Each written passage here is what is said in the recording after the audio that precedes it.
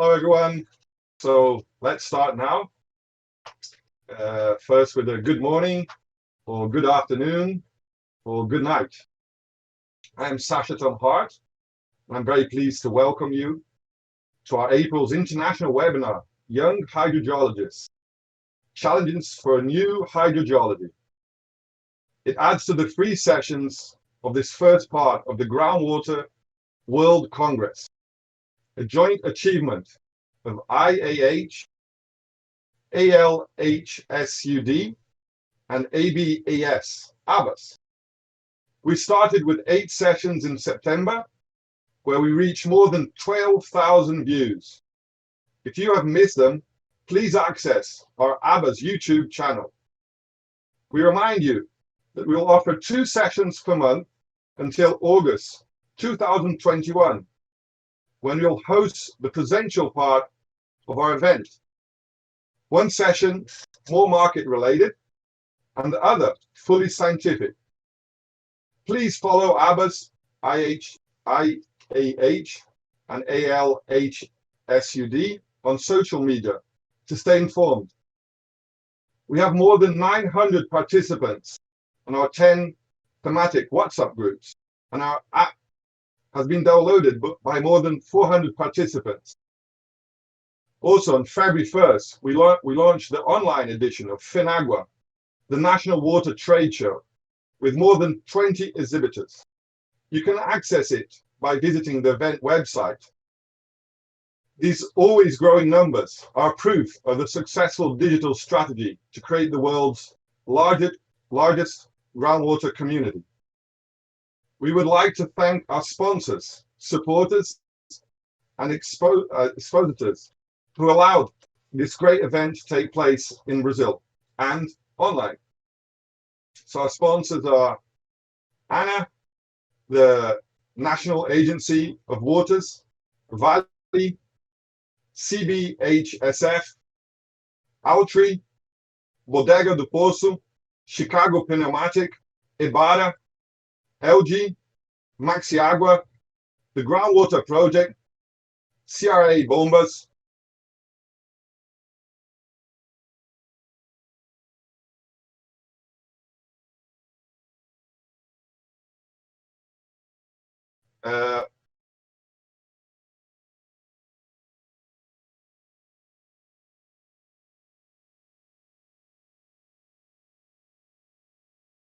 fine, sorry, just recovering here the list. CR Bombas, Lepono, Aragon Sondagens, Clean Environment, Frank Electric, Pazzi Hidrometria, Perfuratrizes DTH, AGB Peixe Vivo, ALS, Brain, Eurofins, G-Hidro Monitoramento, GLP Laboratórios, Exis, In Situ do Brasil, PRD Rigs, Trionic, Vapor Solution, Water Service and Technology. And if I've missed anyone, please let me know. These are all very important companies for us. So we'll have 3 short presentations today, followed by a roundtable where the viewers can participate by sending questions to the speakers. The questions may be sent by our app. Please download it at your preferred app store. Just search for IAH 2021 or directly on YouTube chat. This session has simultaneous translation into Portuguese, also on YouTube. Feel free to choose the language of your questions, and if preferred, please make sure that you direct your questions to one of our guests. If not, I'll distribute them. Because I will be hosting this session. I'm Sasha Hart. I'm an independent consultant on environmental and hydrogeological issues. I'm very proud that I'm a PhD student of CEPAS, the Groundwater Research Center at the University of São Paulo. So our guests today are Bruna Soldera, President of IAH, Early Career Hydrogeologist Network Brazil, Matthew Damhuis, Specialist Hydrology and Water Management at Sishen Mine, Tirza Carolina Contreras Galeano, Hydrogeologist El Cajon hydropower plant. Let me know if I've got the spelling or the accent here wrong. It's very nice that we've got people from 3 different continents, many languages also involved. So now I would like to introduce our first guest, Bruna Soldera. She has a PhD in geosciences and environment. She's executive secretary of Instituto Água Sustentável, and as mentioned before, she's the president of IAH, Early Career Hydrogeologists Network Brazil. So, Bruna, many thanks, and the stage is yours.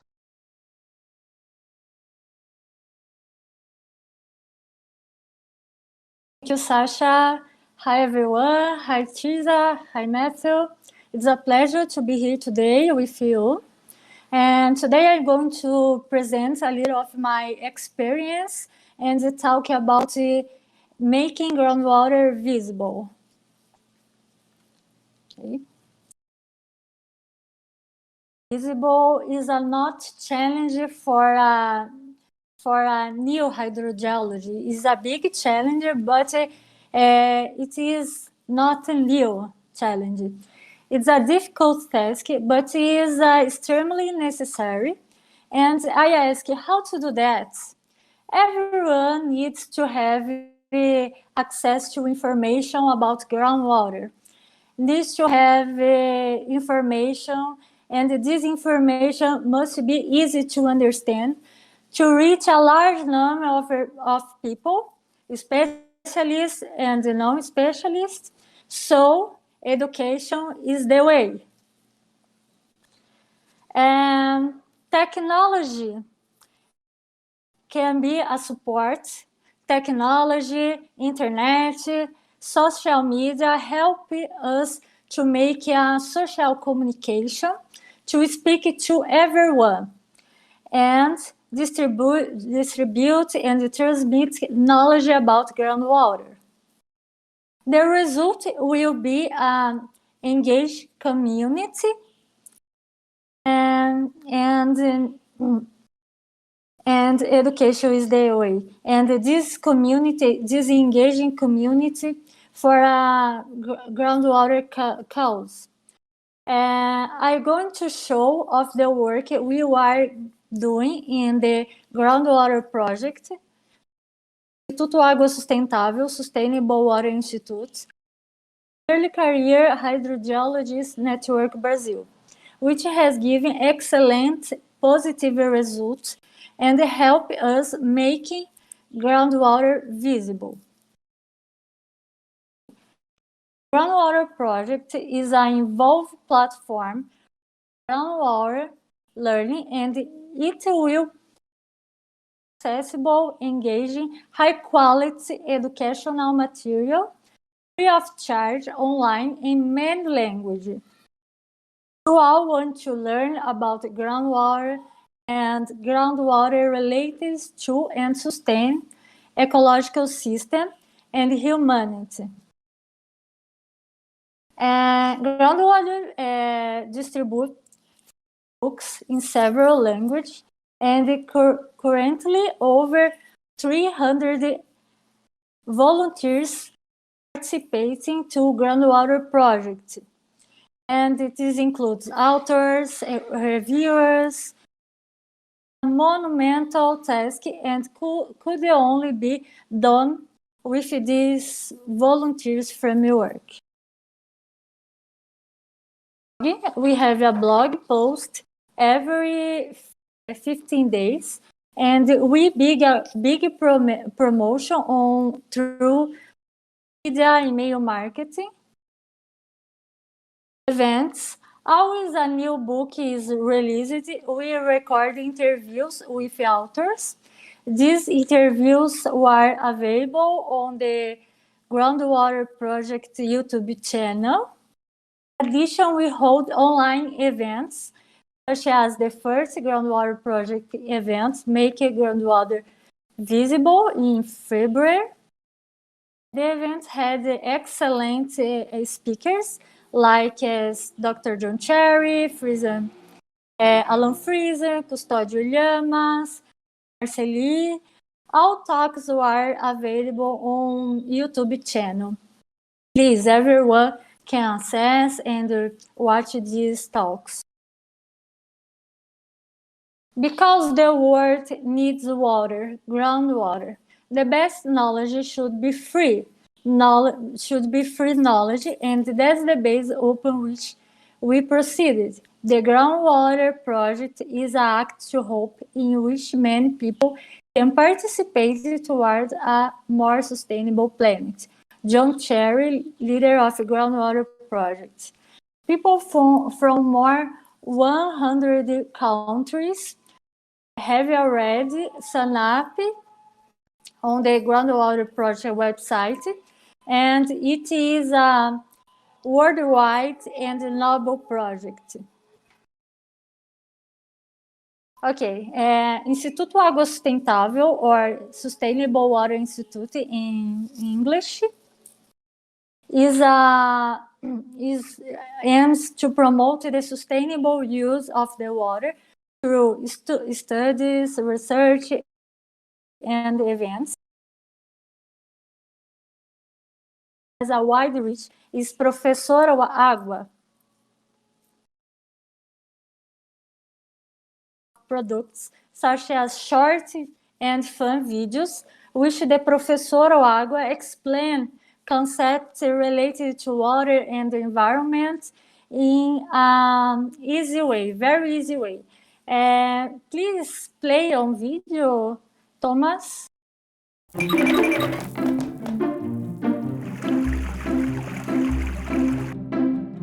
Have you ever imagined drinking water with a real dinosaur?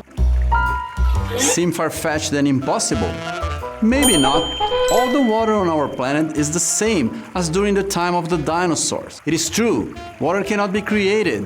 What we have is what we get. This is why it's so important that we take care of our water. Through bad practices and human-created pollution, there is less good water available on our planet. I am the Professor Water from the Sustainable Water Institute, because the world needs water.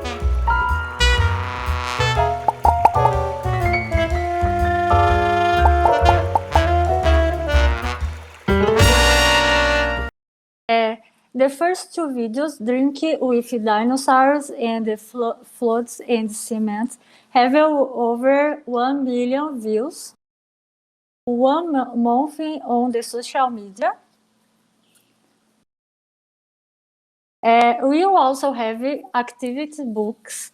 These books used in school. The books have experiments that can be done in classroom or at home. And we use social media to educate, inspiring care of the water, resource, and the environment, and make groundwater visible. Learn doesn't have to be boring. It can be fun. The word of the week is the one most engaging post. Word related to water and the environment and translate in a very, very simple form. We have a filter on Instagram, Professor Água, with easy question about water, have fun and learn. The QR code of the Instagram filter. Our podcast or broadcasting on Brazilian radio.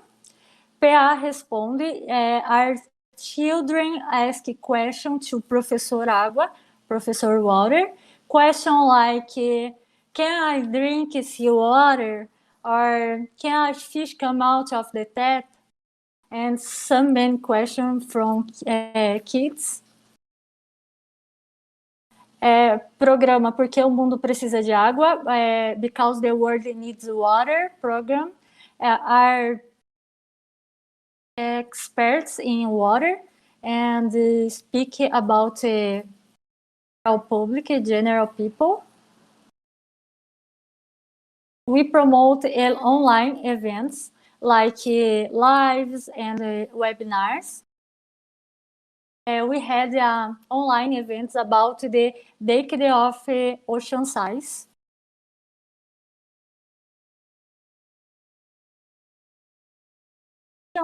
And disseminate of knowledge about the water, superficial and groundwater, and make groundwater visible. For example, our website one years ago had 2,000 monthly access, and today we have an average of 30,000 monthly access.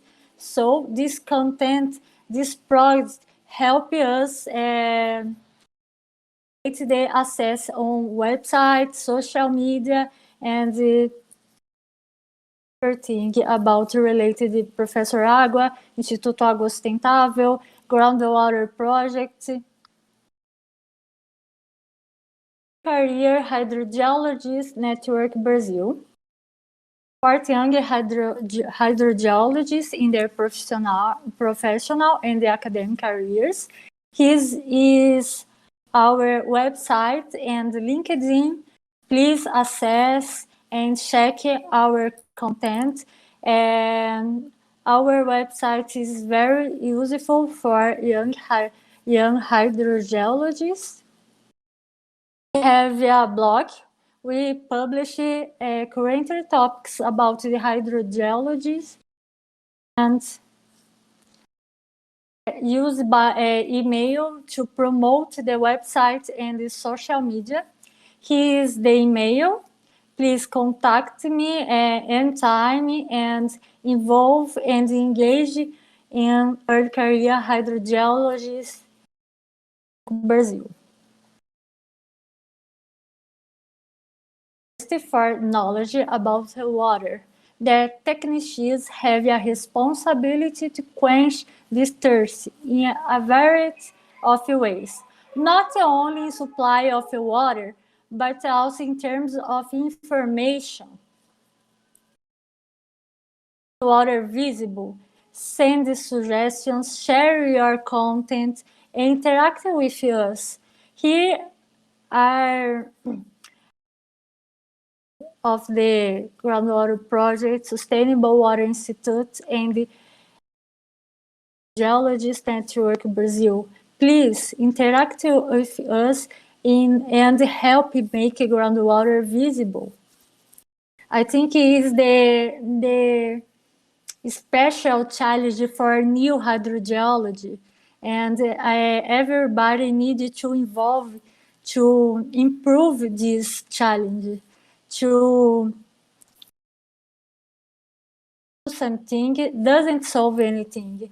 Good communication is do something. So it's essential that we change our speech, making groundwater visible. So much, and I have to say thank you, Sasha, Felipe, Everton, because my father died last week, and Ricardo Irata, Everton, Sasha, and Felipe were very essential to this webinar happens today. Thank you so much.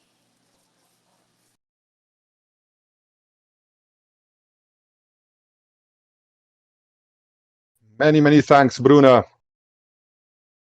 And I'm really sorry for your father. Unfortunately, what a challenging time we're going through. And once again, very much thank you for your very inspiring presentation, and also all these projects you're involved in. Specifically, this work you mentioned about with the community and kids. I think it really helps to put into context who we're talking about, including when we're talking about young hydrologists. I've been feeling fairly young being here with you all, but once again, it's really important that we also speak to the kids, isn't it? They're going to be the future hydrologists and deal with many challenges to come. Hopefully, we won't leave too many to them. They certainly will have solved better the internet issues than us, but let's see how it goes. Once again, the questions I would like to ask everyone to send via our app. So please download the program or directly on YouTube. This session has simultaneous translation into Portuguese on YouTube. So choose the language you prefer. And once again, please direct your question to one of our guests, or if not, we'll be working on them and distribute. So now, I would like to call Matthew Damhuis, and sorry once again if I got the accent wrong here. So I'd like to introduce Matthew. He's got 10 years experience in mining and Africa. He's specialist in numerical groundwater modeling for environmental applications and dewatering systems for mining operations. So Matthew, once again, very welcome, and it's your turn, please. Thank you very much, Sasha and Bruna. Thanks for your presentation. It's a difficult one to follow. I think mine is not as exciting as yours. Just want to know if everybody can see my presentation, because I can't see it on my side. Sasha, if you can confirm there. Is it showing? Okay. No, thanks very much. So yeah, as Bruna and Sasha have mentioned, the young hydrogeologists coming up are facing challenges that are both technical and social and all sorts of internet-based things as well. But my presentation is just going to go through some of the challenges that I've seen in my experience, and also the younger guys that are coming up underneath me in my team. And then put that in perspective of the Sustainable Development Goals, and in a post-COVID sort of world, how is hydrogeology going to be impacted both positively and negatively? So to start, it's just my definition of a hydrogeologist. You know, we also call it geohydrology or groundwater hydrology.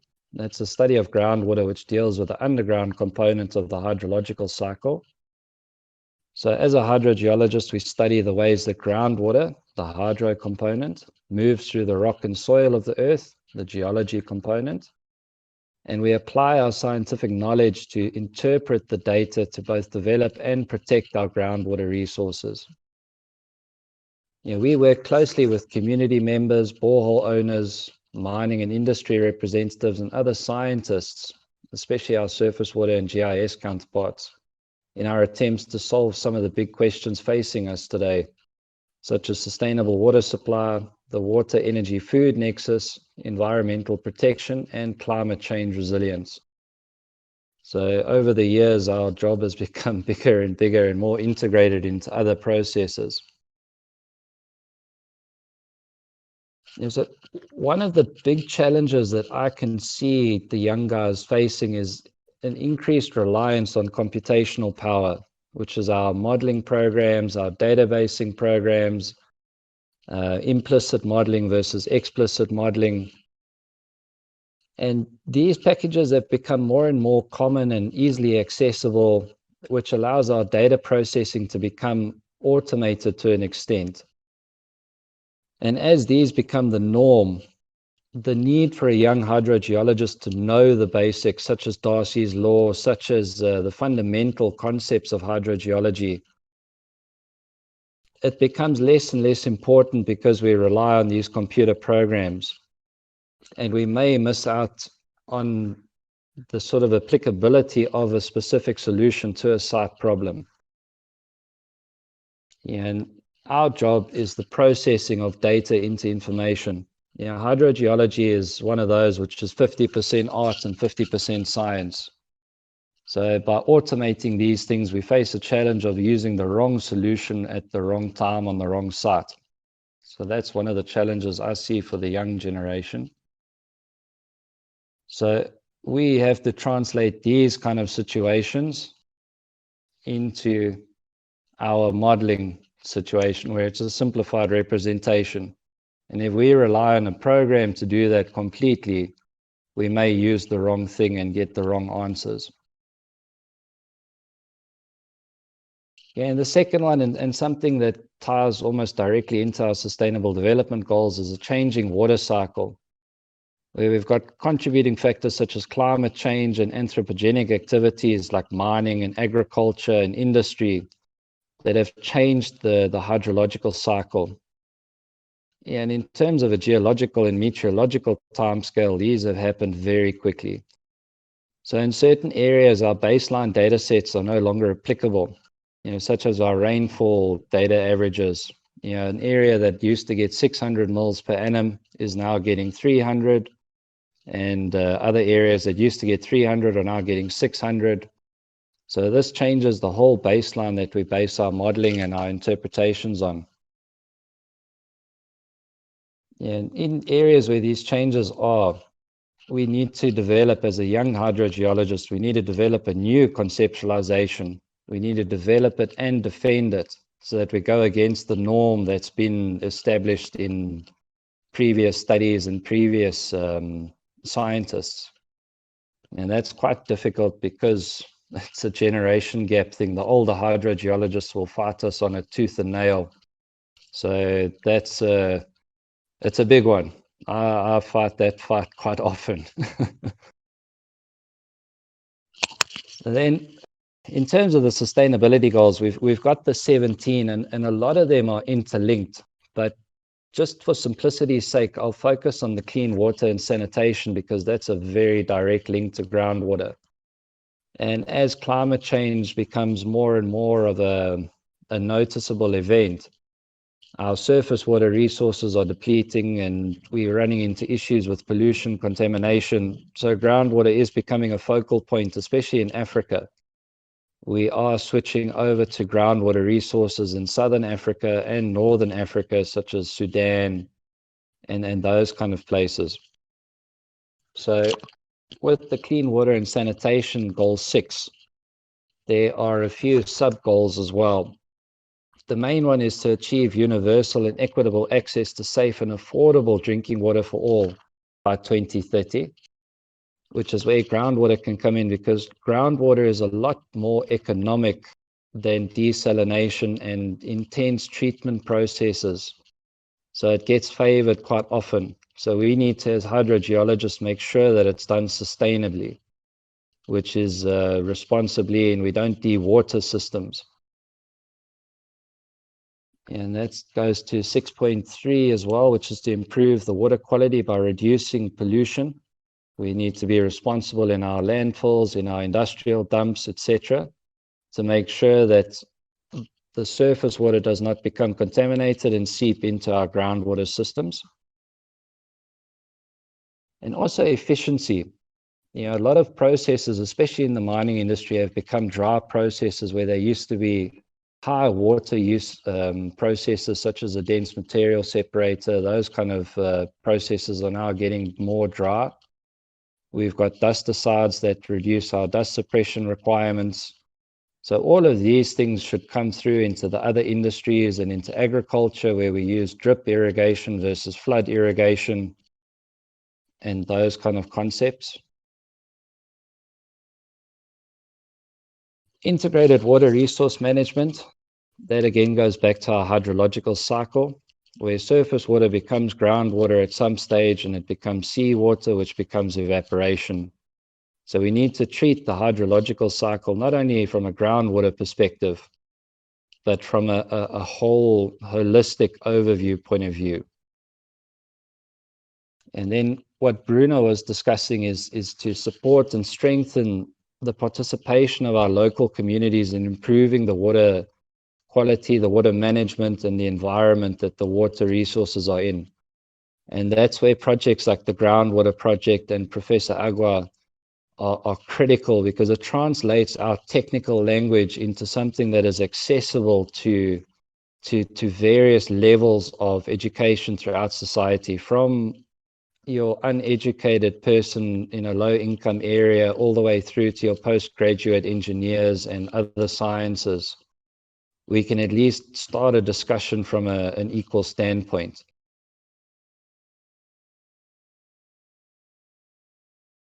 So then to move on to hydrogeology and water in a post-COVID world.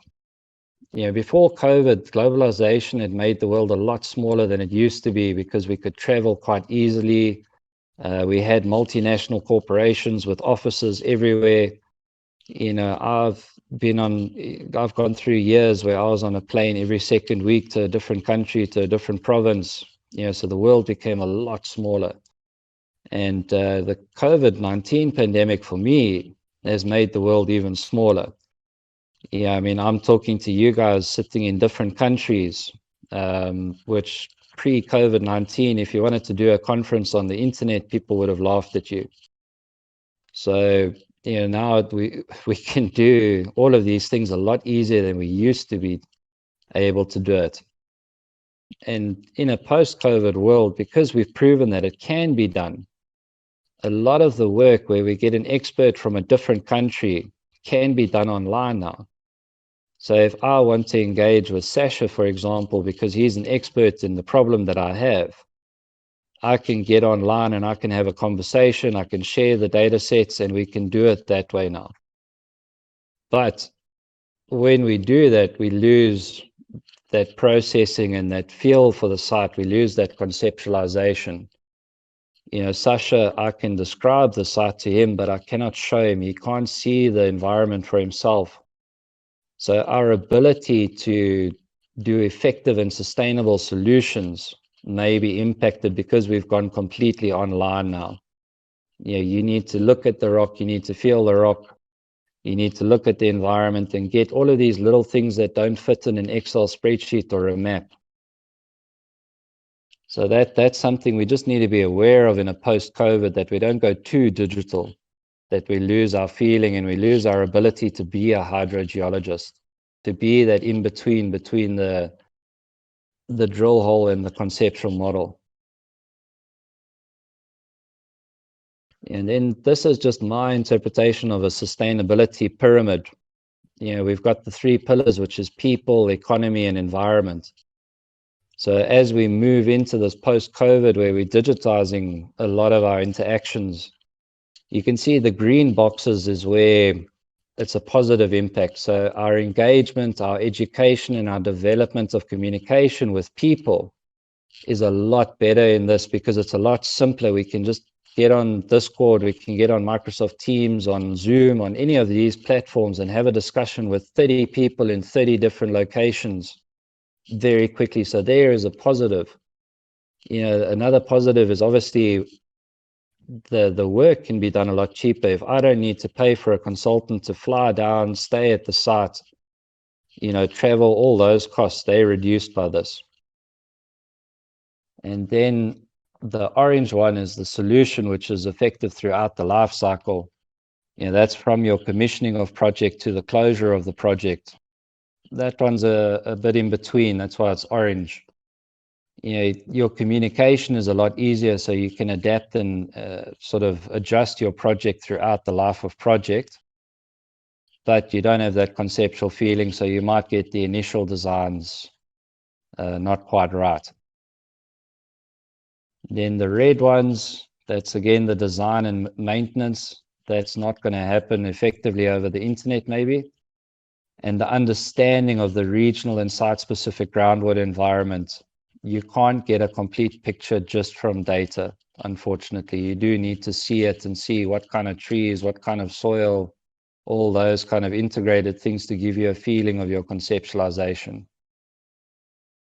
Integration is a lot more difficult with the engineers and the other scientists. And then your budget, I think you might lose track of budget when you do it over the internet because it's very quick to pick up a phone and say, quickly add this into the project, and then your budget can grow and grow and grow. So yes, you're saving money, but you can also lose sight because you lose appreciation for the work because it's a quick phone call. So that is my story. Thanks, guys.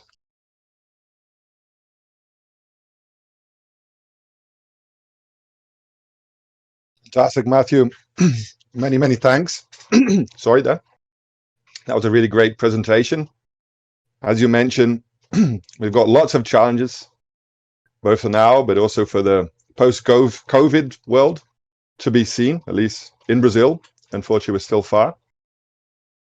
And very glad also to start hearing also about some solutions or some pathways.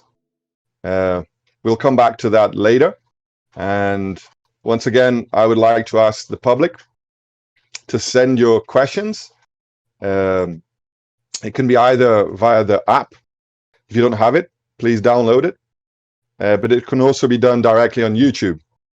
We've got a team working, looking there and helping to feed them here to me. And remembering also that this session has simultaneous translation into Portuguese, so on YouTube. So feel free if you want to write in one language or other. And by last, please make sure, if you desire, to indicate who is the guest you would like to direct your question.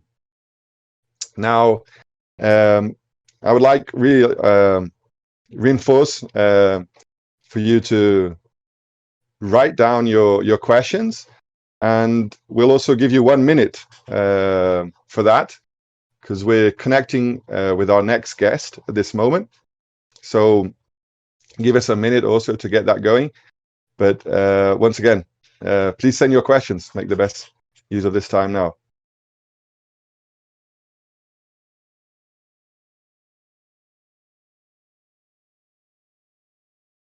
Hello, everyone. Welcome back.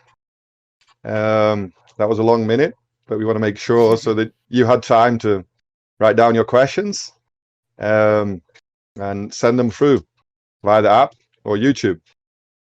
But once again, it's a great honor now to introduce our third and last guest, Tirza Carolina Contreras Galeano.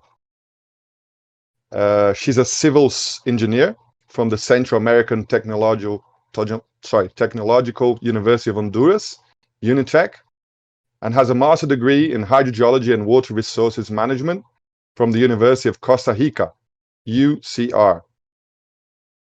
She works at the National Electric Power Company of Honduras, specifically at the Francisco Morazan, I'm sorry if I got the accent wrong here, Tirza.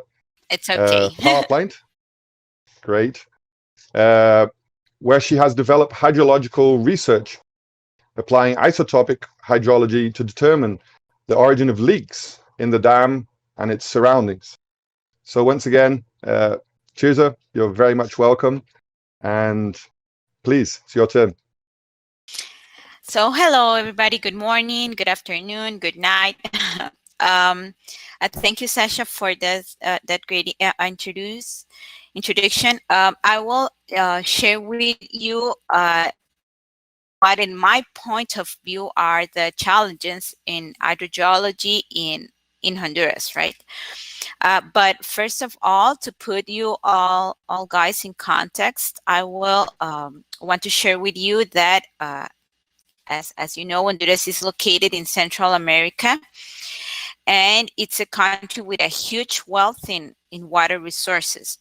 But basically, in the country, most of the water supplies is through surface bodies.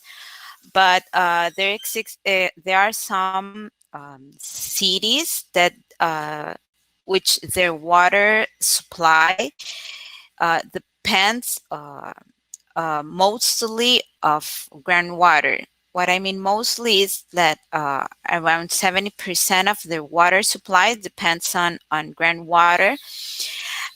And for example, there is a huge city in a country which it's called the industrial city in Honduras is San Pedro Sula, which is located in the north side of the country. And here we have lots of economic activities. I mean, industrial, agricultural, and that kind of movement in the city. And this is one of the principal cities that the water supply depends on of groundwater, right? So knowing this basic information, from my point of view, these are the challenges that we as young hydrogeologists have in our country.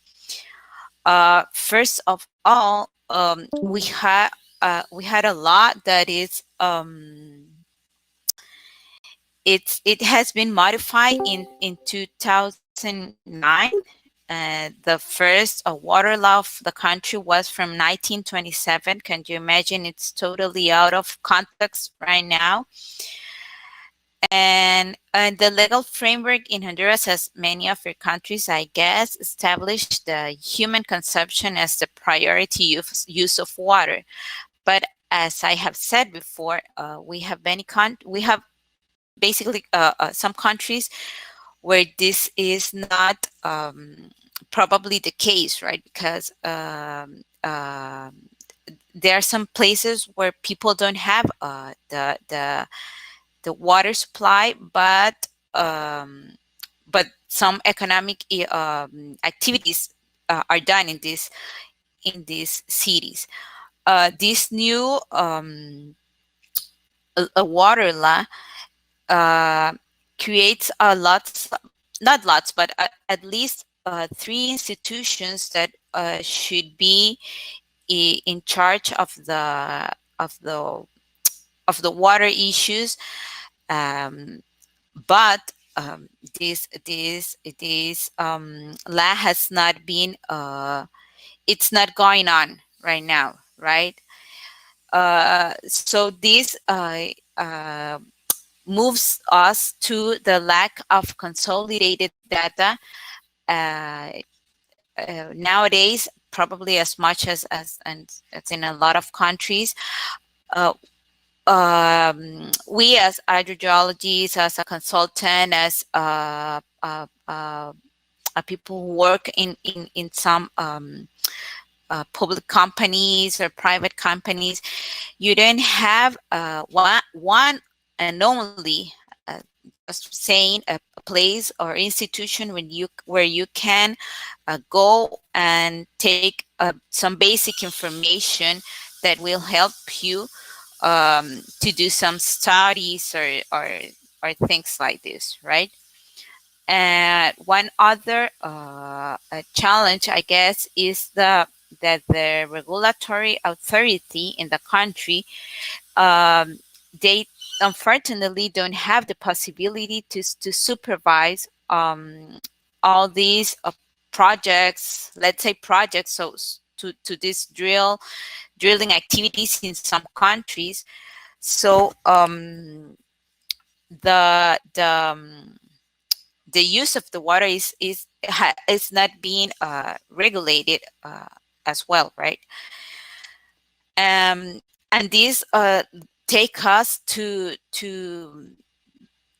inadequate use of groundwater that can affect the quantity and the quality of the water. Another big challenge that I think we have, and my colleagues that talked before me talk to you, they talk about education, which I think is basically right in this area. Education is the key for good management. Knowing about quantity and quality of water, it's very important, so you can manage it. But fortunately, a master degree program has been just created in our country just a couple of years before, I guess, around 2014 or 15, something like that.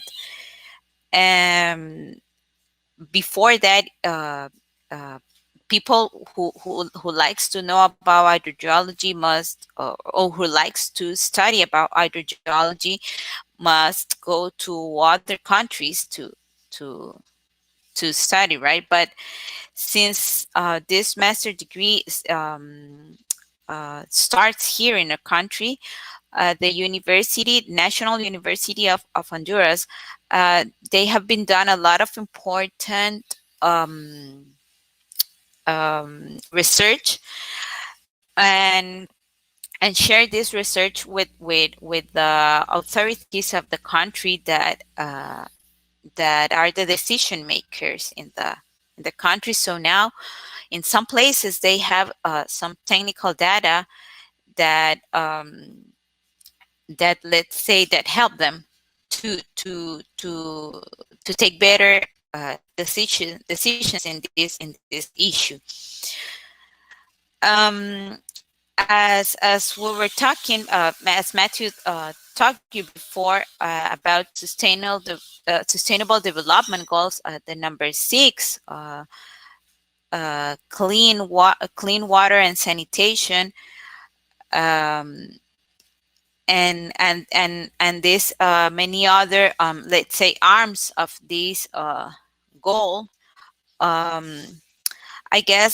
I think, right, COVID remember us the importance of clean water for everybody, and this is a very, very important challenge, I guess, almost everywhere in the world, right? But from my point of view, these sustainable development goals don't, even though no one of them talk directly about groundwater, probably we must think of them like there's an important interlinkage with most of them, because water is used in irrigation, and irrigation is to take food for everybody, right? I want to share with you that in the case of this, I have remarked this point of international cooperation, because the country, well, it's actually part of this groundwater project that has been mentioned before. There's this project in Central America. We are all 5 countries working on this, and we will try to share information, technical information to everybody. Yes, and as Matthew told us, that's one of the positive, let's say, positive things of this pandemic situation, that we can share knowledge and share experience and share most things just with being behind our computer, right? So thank you for your attention.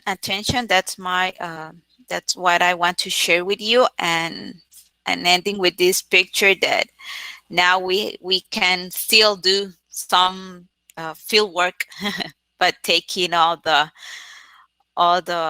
safe issues, right? Thank you very much for your attention, and bye.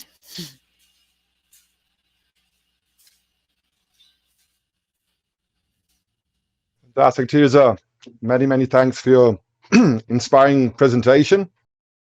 As you said, we have to do our field work, and I certainly wish we could all meet to do some field work together and exchange ideas in front of the outcrops, wells, one day, hopefully.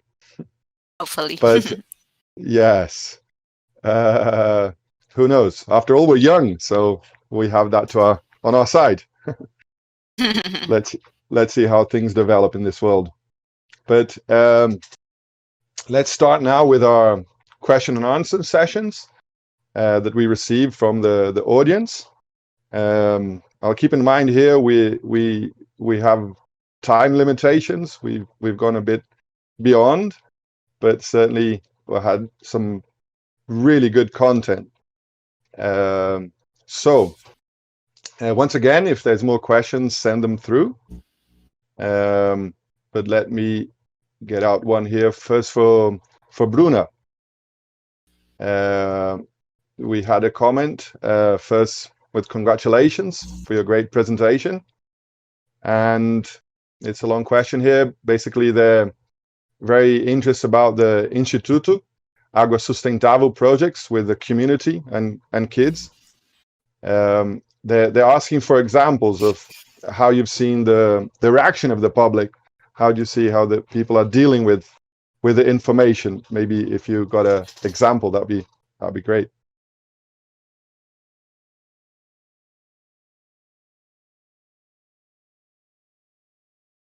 Bruna?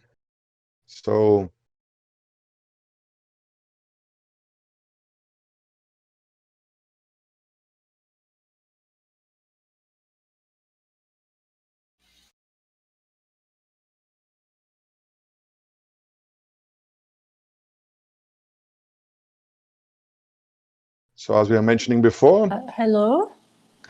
Sasha, Great. could you repeat the question because okay. Sure, fine. Yes, and as we mentioned before, internet has certainly developed, but we still have challenges. Okay. But here we go. So Bruna, we've got a question from the public where they're asking about how you've seen the reaction of the public, of the community, and also maybe kids to the Instituto Água Sustentável projects, which they seem very excited about. Maybe an example of how the public's been reacting to them. I don't know if there's been time enough for that already.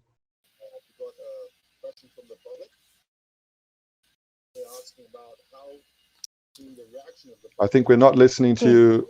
Oh, yeah, now it's coming through, Bruna. Sorry, can you repeat, but please? my screen is frozen. I could.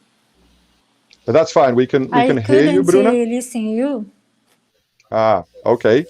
So the question once again is if you could provide examples of how the Instituto Água Sustentável projects have been making changes or reactions of the public, either community or kids. Not sure if it worked now. Let me know, please. Nope, that's fine. Don't worry, Bruna. I'll move ahead with questions for Matthew and for Tirza, and we'll see later if we can come back on that one. So Matthew, I've got a question here for you. Once again, also people congratulating. A very interesting presentation. Covered certainly a lot. And the question is more specifically about how you've been dealing, or how you see the way to deal with climate change in the models you've been working on for mining, and also the management projects which probably come with that. How to deal with uncertainty, I guess, so is part of this question. Thanks very much, Sasha. I think the question of how to deal with uncertainty is sort of intrinsic to modeling, isn't it? You know, it's but the best way that I feel we've been able to deal with these uncertainties from climate change is to take a holistic picture to the groundwater cycle, put it in its place within the hydrological cycle, and then, you know, there's the concept of fuzzy logic, or sort of your Monte Carlos, where you run as many scenarios as you can and you try to find the middle ground and then the best and the worst case scenarios. And you treat your model as a decision-making tool, because a model is not the silver bullet. The model should never be the only basis of your decision-making and of your planning and management. So just take a step back from your modeling process and remember that it is a tool that you're using in your toolkit during your decision-making, and treat it as such. And that makes it removes a lot of the uncertainty, because you remove a lot of the weight you're putting on that model. Great. Yeah, that makes sense. I hope so. We've been learning quite a bit about that through the geological courses, after all. So maybe we are the people who are less surprised, maybe with the uncertainties. But I guess it's probably a major challenge because of all the volumes involved, and people might come back to you one day, the next generation. But I've written down here the fuzzy logic, very interesting concept. I'll look at that one, and it's an area I do my research as well. I look into temporal conceptual models, so that sounds all really interesting. Once again, hope to carry on exchanging notes afterwards. Thank you. And then we have also some comments and a question for Tirza. Once again, they're congratulating for your presentation, Tirza.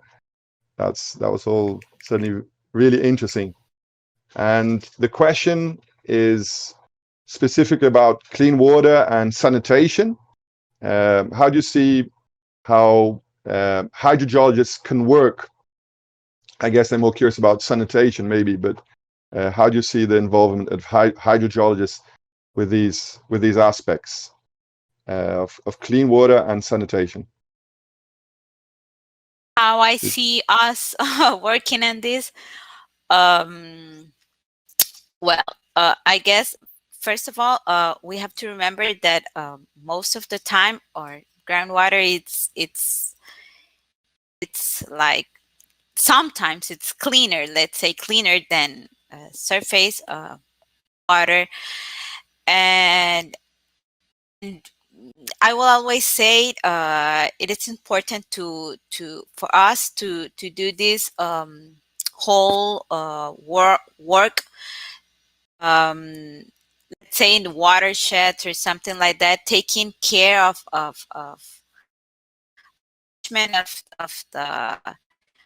the sites where places that water is recharged or things like that.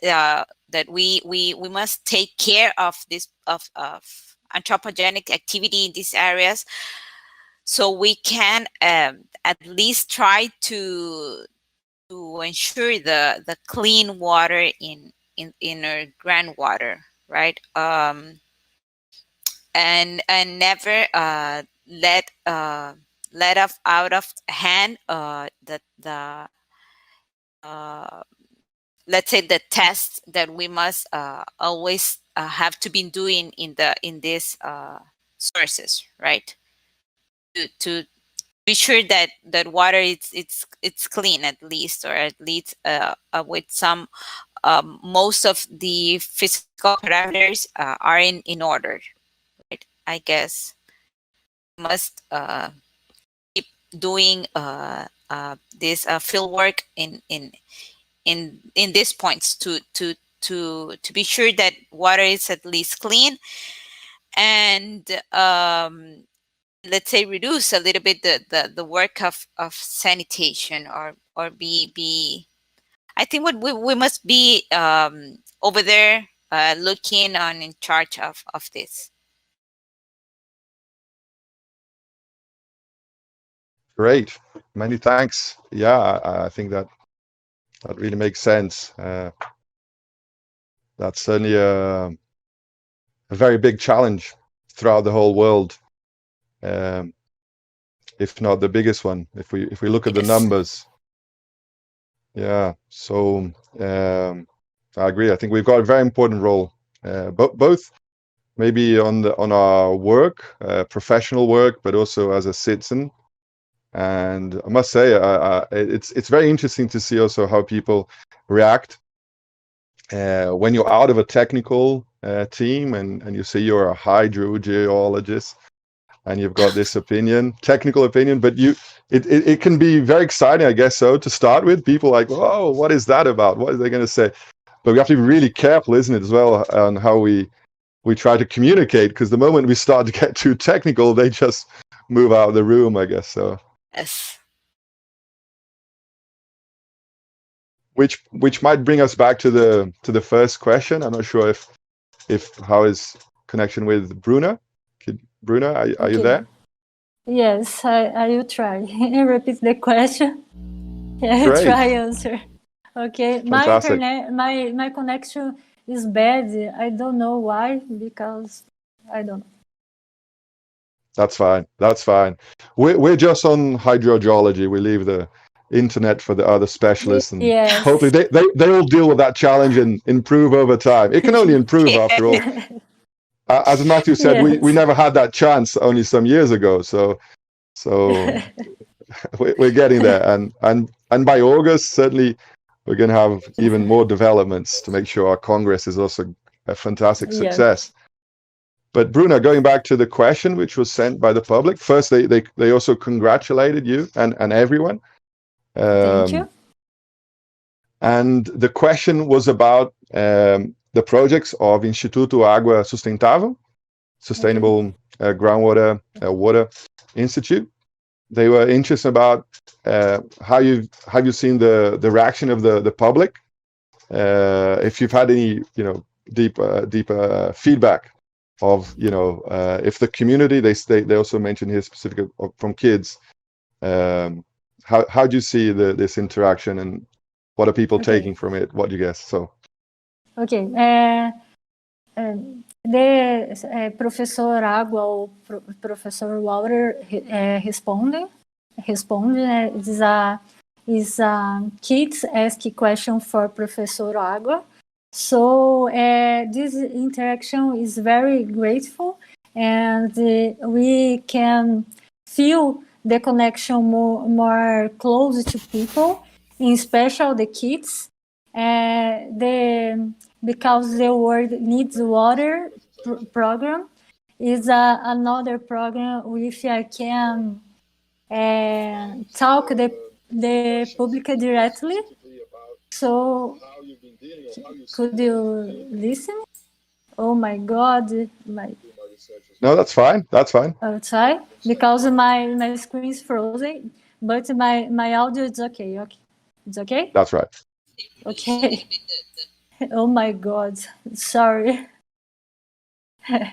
That's fine. And okay, and the engagement with the public in general is very good for our institute, because the people share our content, so the information about groundwater or water in general is go to more people every day, every time. So our participation in social media is very effective. It's okay. Great. Yeah, that certainly gives numbers and suggests it's really a way forward to go, and yes, be very interesting to see how that develops. Yes, and more 1 million accessing our video, and a great number of people access our website every day, and I think we are you are working very well with the public and hydrogeologists in general, specialists and non-specialists, because we need to talk everybody, not only experts. Great. I'm really glad to hear that you're taking that challenge, and the institute is taking that challenge. It's certainly not easy, and we know many people who try to step away from that type of conversation or public. Yes, and I reckon it's very important. Yes, I think it's more difficult to talk. People don't understand the groundwater or hydrogeologists, because your language is need be more simple, and this is a challenge for us. I agree. I've got 2 little kids, so I try to practice with them. If they can't understand it, But having said that, they like being in the field and putting their hands on the ground and making holes at the sand at the beach. That's a great place maybe to talk about groundwater when you do a hole and you see the water coming through, and at least kids get very excited with trying to manage the water out or into the hole. Your kids can send the question for Professor Agua. It's a great. Good idea. Yeah, they give me too many questions, so I'll do that, great. and we'll also ask the public to give it a go as well. That sounds really interesting. Everybody can participate. Everybody can participate. I am available for answer question or anything. People can participate in help us, Instituto Água Sustentável or the groundwater project. Fantastic. Great. Yeah, we have to get this word spread out. I remember Everton from Dr. Agua, he's saying that he's been trying to do that for a long while and tried many different ways, and sometimes people say it's really interesting, but the media won't be able to turn it into something as simple and straightforward as part of the public requires. So congratulations for all of you. Thank you. I've been pointing out here that we're running out of time quickly. There's been some other questions and comments, and we'll send it to them later because we have to move to closing this session. Once again, I think these were really interesting, inspiring presentations we heard. I've made notes here of several of the challenges, going back to our title, Young Hydrologists, challenges. I would certainly say challenges, not just challenge, for new hydrogeology. And I've written down many things here, like this communication, technical and non-technical, climate change, technology, search for efficiency, integrated management, all types of connection, online connection, being present near the geohig, but also looking at the conceptual model, scarcity, clean water, sanitation, many more, but all very interesting, and hope we carry on talking about these issues and certainly working on the solutions. So with that, I'm sorry, because of the time, we really have to move to the end. So I'd like to thank everyone and remind that this is the end of the session, Young Hydrologists Challenges for a New Hydrogeology, which is part of the free online program of the Groundwater World Congress. And once again, I very much would like to thank the participation of Bruna Soldera, Matthew Damhuis, and Tirza Carolina Contreras Galeano. And also certainly for our audience, many thanks. We hope that the content was useful for everyone present. It certainly was for me. Also asked to follow ABBAS, IAH, and ALHESUD on social networks. Download the event app. Participate in the WhatsApp groups. You can find the link on the webpage, which also they also help to warm up our presential events, which will come.